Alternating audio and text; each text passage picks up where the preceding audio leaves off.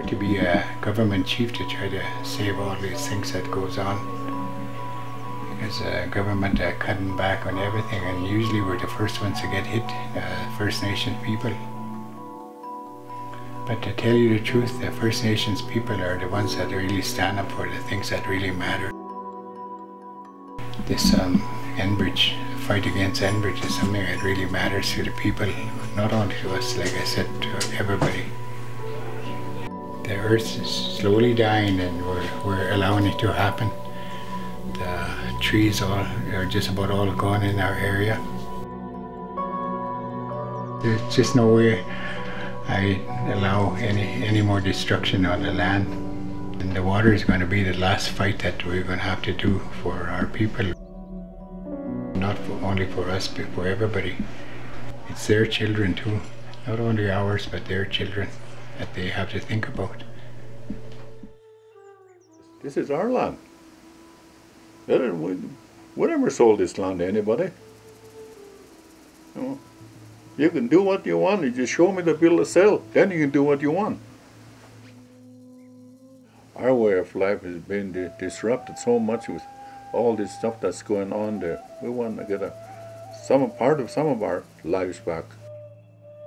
We people, long time ago, live our life like that. Take from the land, only take what we need. They're going to keep going on this thing till there's nothing left. No matter how careful they are, it's going to end up in our rivers.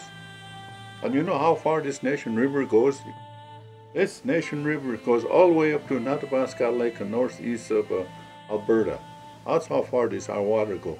And all along this river, native people fish and hunt along the river. Just how much this river connect our people together. They need to know about our rights. They need to know who we are, what we live on, what is so important for us. Why have we been ignored for so many generations? If anything happens to the river, it's going to affect a lot of people on that river that goes right down to the Fraser. It's where we get our food. It's where the animals get their food, nutritions and everything too to keep them going. And our salmon. Salmon is a very important food in our culture, and it's a beautiful thing. Water is the most important thing in our community.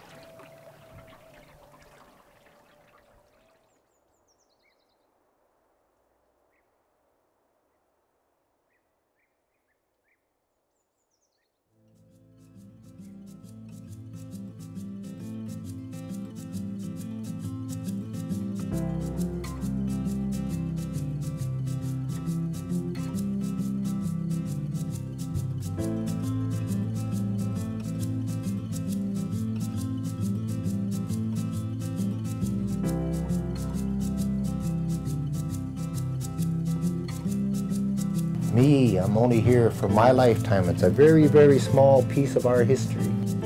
But what we leave behind for our grandchildren is what's important. This is just a corporate entity. Entities come and go. They need to understand that. When the Wet'suwet'en have said no, when the First Nations of British Columbia have said no, when around 80% of British Columbians themselves have said no, that this is cultural genocide. Democracy is being threatened by the current government. I believe that Canadians will stand up.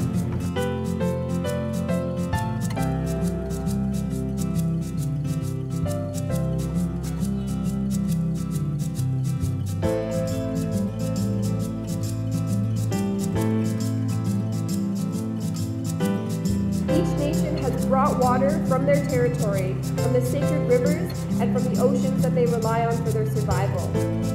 The mixing of the water ceremony symbolizes this, that like the water, we all flow together from now on.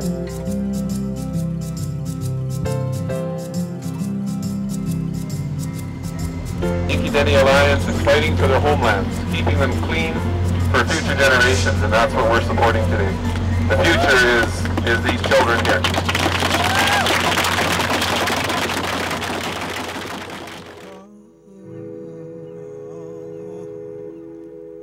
Oh.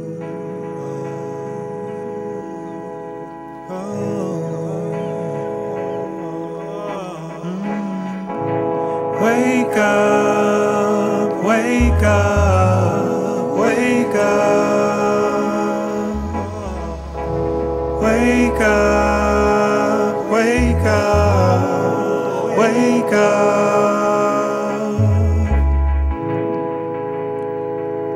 Bigger than your wicked system, bigger than your monarchy, bigger than your quiet mission, bigger than your fake democracy, louder than your education, built to push your lies, bigger than your segregation. You won't control our lives, and I say we need to build an awareness of what is happening in this country. And we need to build the commonality, not just for First Nations, but for the whole country, on the value that we place in water. This is why we're doing water ceremonies at every stop. Because without it, we're not going to be here. It's the lifeblood of our veins. That's what Saik'uz is. It makes us live. And to take their water, to put it together, it was to have all of us mix like the water did in our heart and know that we're going to move forward together. If this pipeline comes in and there's any disaster where we do lose the salmon are literally the lifeblood of our people. If they took that away, they could give us billions upon billions of dollars in compensation or whatever, and it would not repair the fabric of our people. The First Nations have the right to make decisions about the use to which their lands are put. Now that right doesn't come from Canada's Constitution, it comes from the First Nations themselves, but Canada's Constitution recognizes it. There are more Indigenous people against and opposed to this pipeline than for it. And in BC we haven't signed any treaties, so according to the Royal Proclamation of 1763, Canada must have our consent before bringing any proposal through onto our land. The consent that they're not going to get. So people have to know about what's going on, and the government can't pull the wool over their eyes and try to do something that's horrible to their lives, horrible to their futures, horrible to their communities. Like, they can't do that. So that's why we're here. And I think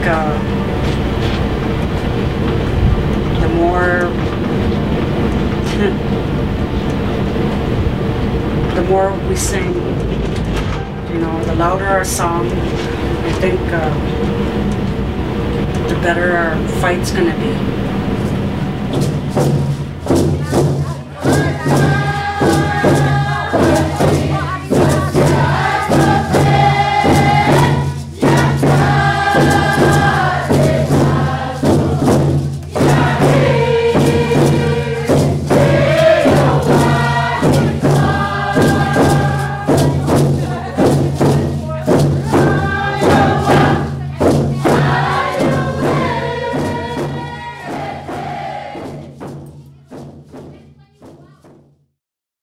You go to anybody, any walk of life, anywhere in the world, and you tell them we're going to burn your holy books and your places to pray.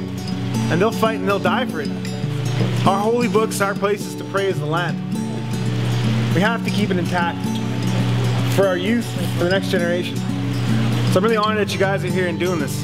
It makes my heart proud. We don't just think 7 generations ahead, we think for the unborn. That's how much we need to love. It's going to be our women who will fight against these things, as we are the life givers. That is our strength. And my voice is never going to be quiet because I have other generations that are going to follow me. And they're not going to fight this fight. I'm going to fight this fight by all and any means necessary. Canadians must know you steer the ship of Canada. Speak up.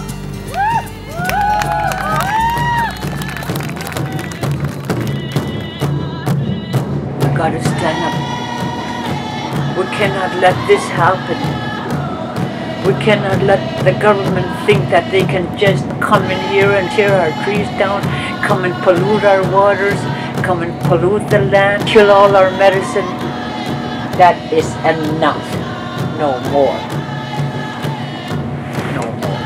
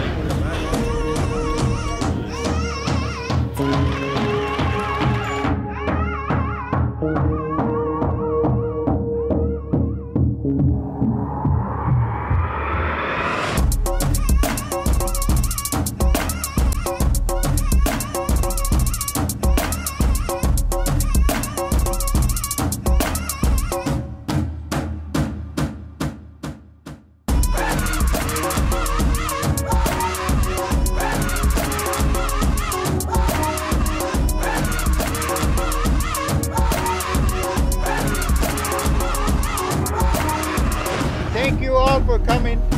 Thank you for your support. We're going to need that support. Stretching from the U.S. border to the Arctic Ocean, more than 130 First Nations have signed the Save the Fraser Declaration, which is an outright ban on Enbridge's project. Our fight has never been about money. It is about our way of life. There will be no deal with Enbridge. Tar sands pipelines simply won't be built to the Pacific coast. Not ever.